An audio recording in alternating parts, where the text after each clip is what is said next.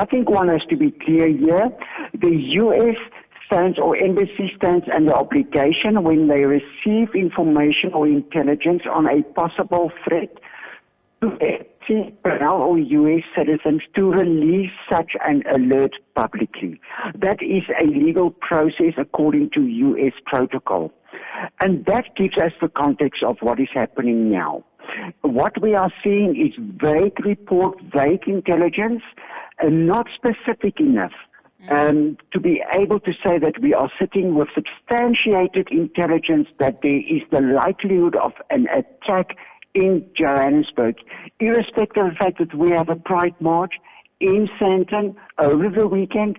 I think it's highly unlikely that there is confirmed information justifying such reporting taking place now.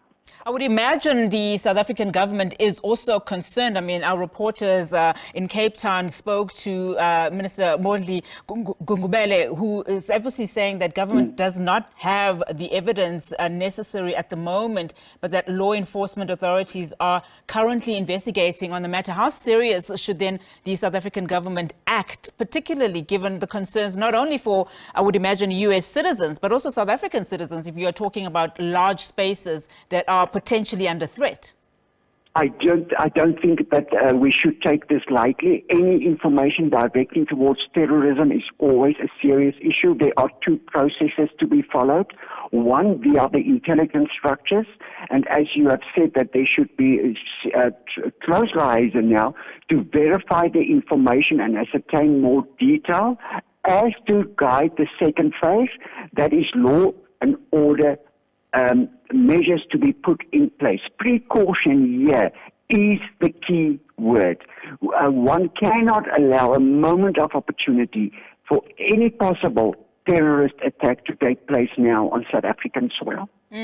How serious or concerned should South African citizens be, particularly if you look at, just some of the warnings that have been emanating from the US? We know that a week ago or so, they issued out a travel alert to US citizens following that German attack of a tourist in Mpumalanga. And again, about 2 days or 3 days ago, Nigerian authorities were contacted by the US embassy there, particularly about a possible threat in Abuja. In terms of terrorism, terrorism is a harsh reality in South Africa. It has not shown its face in its most brutal form as we see in Cabo Delgado now, with the Islamic State Mozambique being active. But that South Africa has been a facilitating conduit for terrorism, be it propaganda, be it financial streams, be it recruitment, cannot be denied. So the possibility of an attack has always been on the horizon. When is South Africa going to be left vulnerable? And hence I'm saying that even law and order forces now and planning should rather go into a proactive, precautionary risk mitigation strategy and deployment in preventing such an attack. We cannot, with organized crime and the warnings already submitted, afford such an attack at this moment in time.